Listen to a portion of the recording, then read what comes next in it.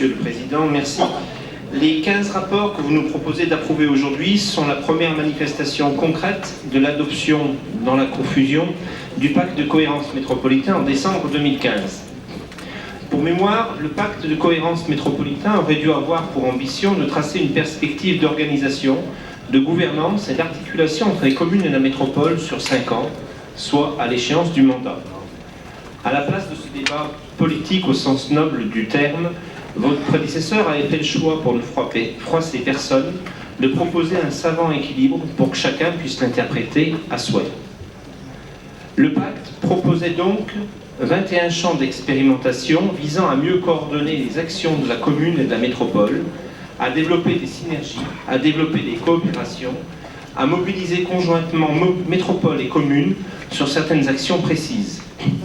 Vous reconnaîtrez que cela devrait être intrinsèque à l'action de collectivités qui œuvrent sur le même territoire. On a parfois l'impression d'enfoncer des portes ouvertes. Comme ma collègue Dugram l'a indiqué tout à l'heure, nous regrettons que les arrondissements, qui constituent le niveau de la proximité et sont le bon niveau pour l'expérimentation, n'aient pas été associés à ce dispositif d'appel à proposition. Revenons à ces 15 premiers contrats territoriaux. Nous reconnaissons qu'un très gros travail d'échange, d'écoute, de discussion et de négociation a été entrepris depuis décembre 2015 entre chaque commune et la métropole.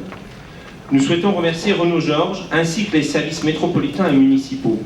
Ce dialogue renouvelé est déjà en soi un résultat positif. Cela a abouti à la rédaction d'un contrat territorial entre chaque commune et la métropole.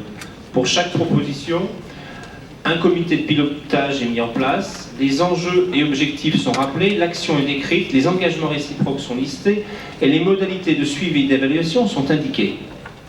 Une analyse plus détaillée indique que 18 champs sur les 21 ouverts à l'expérimentation ont fait l'objet d'une demande de mise en œuvre par au moins une des 15 premières communes à contractualiser.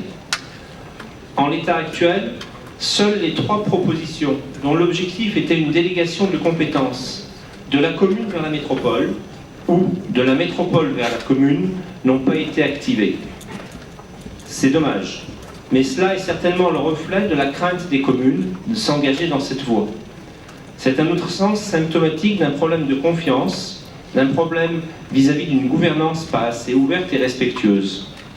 Pourtant, la délégation de compétences doit permettre une plus grande efficience du service rendu. J'ai bien dit efficience, ce n'est pas uniquement efficacité. Il y a donc là un enjeu fort pour les années à venir. Nous suivrons avec attention la mise en œuvre de la proposition numéro 2 dans le contrat reliant la commune de Craponne et la métropole.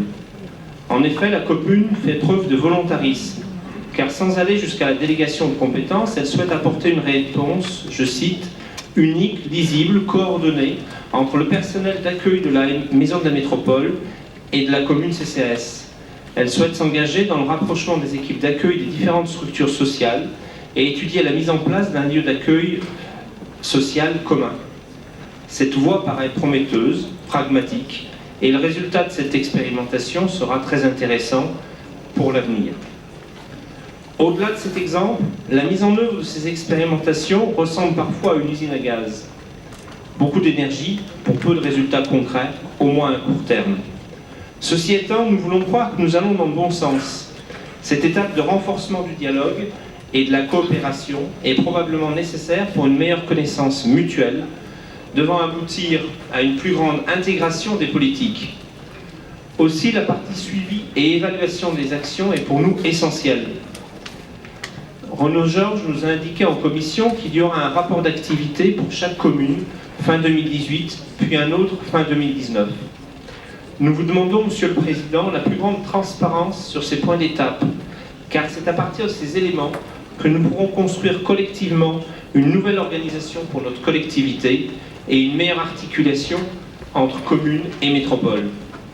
Monsieur le Président, nous vous demandons de prévoir plusieurs réunions de travail de la commission métropole qui a été évoquée tout à l'heure par le groupe GRAM, des commissions de travail qui pourraient avoir lieu fin 2018, début 2019, pour travailler ensemble sur ces rapports d'activité à 1 an et tracer des perspectives pour l'avenir. Je vous remercie.